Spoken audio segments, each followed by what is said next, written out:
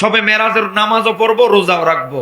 এবার আসেন, আজকে আমাদের কওমি ভাইয়েরা যার নাম বাদ দিলে হাদিসের সনদ থেকে মুহাদ্দিসগিরি বাদ পড়ে যাবে, সেই বড় মুহাক্কিক আলেম আল্লামা শায়েখ আব্দুল হক মুহাদ্দিস দেহলভী, তিনি একটি কিতাব লিখেছেন মিশকাতের সরা লুমআতুত তানকিহ।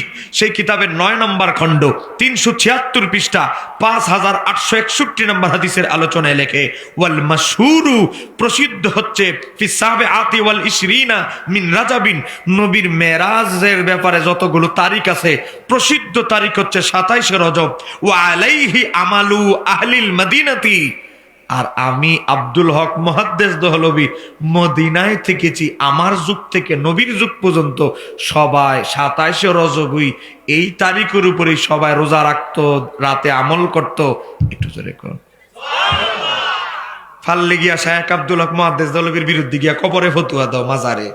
এবার আসেন, আল্লামা ইমাম জুরকানি, যিনি মালিকি মাযহাবের একজন বিখ্যাত ফকিহ, সিরাতবিদ, মুহাদ্দিস, তিনি তার কিতাব মাওয়াহিবুল দুনিয়ার সরা শারহুল মাওয়াহিব ২ নম্বর খণ্ড ৭১ পৃষ্ঠার ভিতরে লেখে, কানা লাইলাতুস সাবিঈ ওয়াল ইশরিনা মিন রাজাবিন, আমার নবীর মেরাজ হয়েছে ২৭ রজব। ওয়া আলাইহি আমালুন নাসি, আর মদিনায়, মদিনা আরবে এটার উপরেই আমল ধারাবাহিকভাবে চলে আসছে। যেরকম না মারহাবা।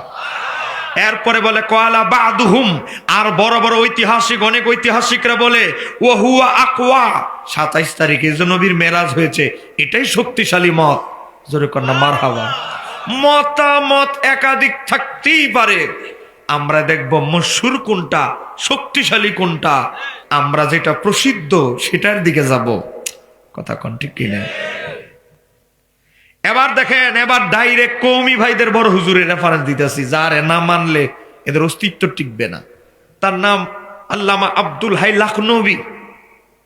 এই আব্দুল হাই লাখনবী তিনি কিতাব লিখেছেন আসারুল মারফুয়া ফি আখবারিল মাউদুয়া, 77 নম্বর পেজে আব্দুল হাই লাখনবী ২৭ তারিখের আলোচনা করতে গিয়ে বলে, কফি রাজাবিন ফি লাইলাতিস সাবিঈ ওয়াল ইশরিন, কোন নবীর মেরাজ হয়েছে ২৭ রজব। আচ্ছা, এরপরে ওয়া কাওয়াহু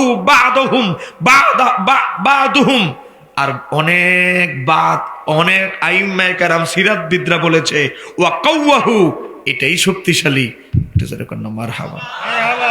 তারিখ লিয়ে গন্ডগোল করবা, সবার আগে নিজেরাই ধরা খাইবা, নিজেদের হুজুরদের কিতাবটা পড়ে দেখো। এরপরে বলতেছে ওয়া আলা হাযা ফায়ুস্তাহাব্বু ইহয়াউ লাইলাতুস সাবিঈ ওয়াল ইশরিনা মিন রাজাবিন, আর এর আলোকে এটা থেকে এই থেকে বোঝা যায়, এই ভিত্তিতে বোঝা যায় ২৭ রজবে রাত জেগে আহিয়াউ, রাত জেগে ইবাদত করা, ফায়ুস্তাহাব্বু, মুস্তাহাব, মুস্তাহাব, মুস্তাহাব। একটু জোরে কন্যা মারহাবা। ফাল্লি গিয়া তোমাদের বড় হুজুর আব্দুল হাই লাখনবীর কবরে গিয়া মাজারে গিয়া ফতুয়া দাও, উনি কেন মুস্তাহাব বলল মেরাজের রাতে ইবাদত করা? একটু জোরে কন্যা মারহাবা। ফাতোয়া শামী, ইমাম ইবনে আবিদিন শামী লেখে, আন্না আফদালাল লায়ালি, নিশ্চয় ৩৬৫ রাতের ভিতরে সর্বোত্তম উত্তম রাত হচ্ছে লাইলাতু মাউলুদিহি সাল্লাল্লাহু আলাইহি সাল্লাম, আমার নবীর মিলাদুন নবী রাত হচ্ছে ৩৬৫ রাতের ভিতরে সর্বোত্তম রাত।